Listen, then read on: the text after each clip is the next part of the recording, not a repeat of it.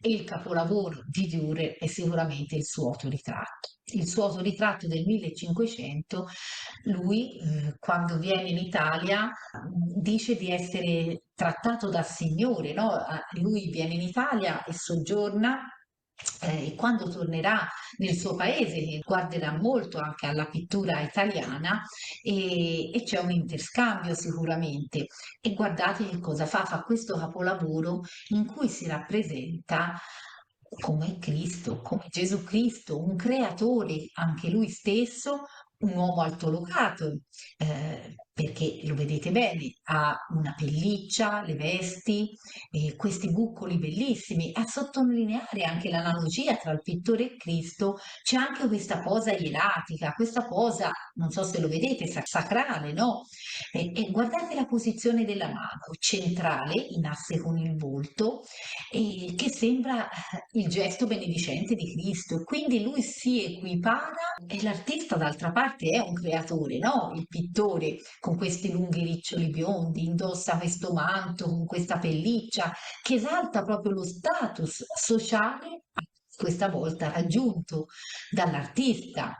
E quindi una grande considerazione che lui ha di sé con questo sguardo anche magnetico.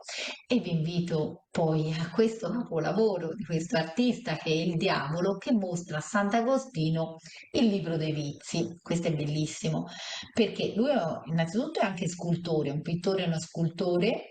Lui è del Tirolo, tirolese, noto proprio per la sua abilità di usare una prospettiva di stampo rinascimentale che qui vedete, che la collega all'arte che è dell'area gotica tedesca. E qui trovate rappresentato, innanzitutto questa storia viene rappresentata, richiamata diciamo dalla leggenda aurea di Ago da Varazze o da Varagine. E che cosa ci viene raccontato? Ci viene raccontato che il diavolo viene raffigurato, vedete, in questo mostro come un rettile, sembra un rettile che ha degli artigli. E è interessante, vi invito a vedere che ha un libro dei vizi e li sta facendo vedere a Sant'Agostino, no? Dove ci sono scritti tutti i peccati degli uomini. È interessante che ha un secondo volto rappresentato, non so se lo vedete, sul sedere di questa creatura comunque mostruosa, e quindi il doppio volto nel sedere è simbolo di inganno, di una doppietà che c'era, no? Anche nelle persone maligne che hanno una doppia faccia.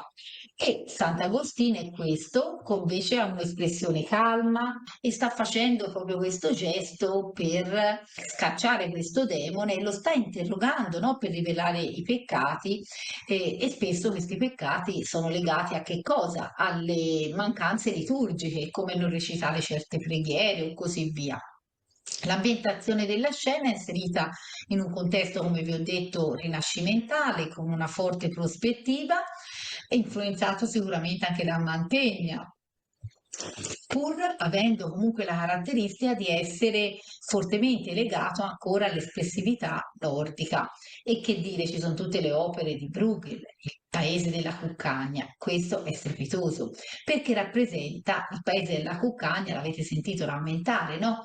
È un'utopia satirica di un paese immaginario dove c'è pigrizia, tutti sono lì senza far niente, sono tutti presi dalla gola e sono rappresentati proprio tre uomini che rappresentano le tre categorie della società medievale, perché abbiamo l'oratores, il prete, che è questo qui, che guardate sta sognando a occhi aperti, con le gambe divaricate, qui bellino, tutto messo disteso a terra. Poi abbiamo il Belleratores, il soldato, che ha deposto la sua lancia, invece di essere in guerra, la sua spada, la sua lancia, e qui si è levato anche il guanto, proprio tutto spaparazzato a terra. E poi abbiamo i laboratores, il contadino, che vedete questo ha lo strumento che con la sua mazza per la trebbiatura che doveva servire per battere il grano fino e separare appunto le spighe dalla paglia. Guardate, lui addirittura si è messo a dormire su un fianco. E che cosa vedete? Il paesaggio è tutto contornato da un albero dove ci sono appesi tutta una sorta di cibi. C'è addirittura un maialino che ha infilzato un coltello E trovate interessante anche il prete ha lasciato il suo breviario, non gliene importa più niente, e c'ha addirittura qui vicino l'uovo, il famoso uovo alla coque, che c'ha già il coltello dentro per poterselo mangiare. Qui c'è una casa dove ci sono tutti i formaggi appesi e niente. Addirittura c'è quest'uomo che sta uscendo da un buco che sembra quasi una polenta perché c'ha un mestolo, appunto questo è il quadro che ho fotografato anch'io, e c'ha un mestolo come se fosse stato a rimestare una polenta. Ora voglio farvi fare un laboratorio legato su sguardi a confronto e farvi capire la differenza tra sensazione, percezione e rappresentazione nell'arte, scegliendovi tre opere dell'Alta e Nuova Pinacoteca. Allora vi chiedo, ma davanti a un'opera d'arte abbiamo tutti la stessa sensazione? Siccome guardare è un atto fisico, vuol dire guardiamo con gli occhi e quindi sono coinvolti i sensi, vedere però è un atto cognitivo e il dipingere invece è un atto interpretativo. Cosa vuol dire? Vuol dire che noi abbiamo la prima sensazione che registriamo, la registriamo con i sensi. Poi abbiamo una percezione che è un'elaborazione che facciamo con la mente e poi c'è una rappresentazione che ognuno di noi ha dentro di sé. E quindi ora vi voglio svelare come gli artisti riescono a trasformare la realtà. La sensazione che vi dicevo è l'occhio, il dato dei sensi, grezzo, è la sensazione prima che abbiamo immediata. Poi arriva una elaborazione mentale, perché quando siamo coinvolti con i sensi, poi arriva la nostra interpretazione che diamo, no? E poi arriva la rappresentazione, cioè è la mano, il pittore deve poi tradurre, o anche lo scultore che voi volete, deve poi tradurre quella che è la sua percezione o della realtà o andarci contro oppure assecondarla e traduce proprio la sua percezione sulla tela.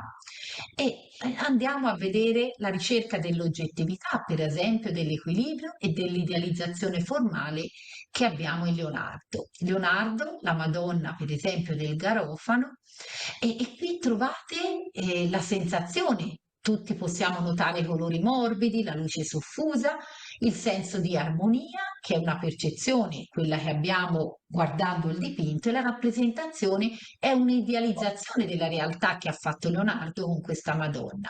O che dire del ritratto, vi ho fatto vedere di Dürer, no? La sensazione è che ci sia un'altissima precisione nei dettagli, tutti lo vediamo con gli occhi, è una imitazione perfetta della realtà. E però, se guardiamo anche gli occhi, la percezione ci appare che lui ha dato grande importanza alla figura di Gesù, alla solennità, alla figura magnetica, alla sua presenza anche psicologica. E la rappresentazione che cosa diviene? Diviene una costruzione intenzionale dell'immagine dell'artista. Il pittore praticamente si eleva, vi ho detto, al ruolo di creatore supremo e questa è la rappresentazione che dà Dürer di sé. Arriviamo allora all'arte moderna. Abbiamo detto dove c'è veramente una rottura della forma, la materia cambia e diventa soggettiva. Prendete un'opera come Il Seminatore di Millet. Il seminatore, la sensazione è quella di vedere dei colori forti, contrasti, dei colori terrosi e linee di movimento diagonali. Però percepiamo, se ci pensate bene, dato un'interpretazione del quadro, il senso di estrema fatica, no, della figura, la gravità, il peso, il lavoro umano. E la rappresentazione che cos'è? È la rappresentazione, l'artista ha voluto rappresentare la realtà sociale, l'arte che abbandona il mito e l'idealizzazione per comunicare la verità della vita contadina in questo caso. E che dire, il quadro dei girasoli che vi ho fatto vedere di Van Gogh, dove ci sono colori intensi, saturi, una materia molto spessa, è quella che la sensazione subito capiamo che ci sono delle pennellate quasi scultoree, ma la percezione, tutti percepiamo una forte energia, un senso di inquietudine che si respira, che scaturisce proprio in questa tela.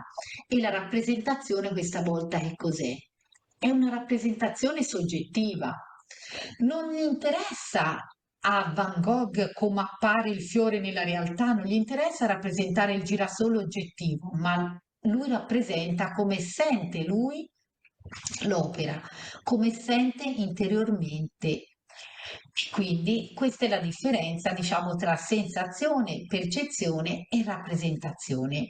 E quindi voglio farvi capire come c'è un'evoluzione, no? Dal classicismo, dal mondo in un certo senso perfetto, si arriva a una rottura a rappresentare un mondo che diventa interiore, no? Che diventa specchio di una soggettività.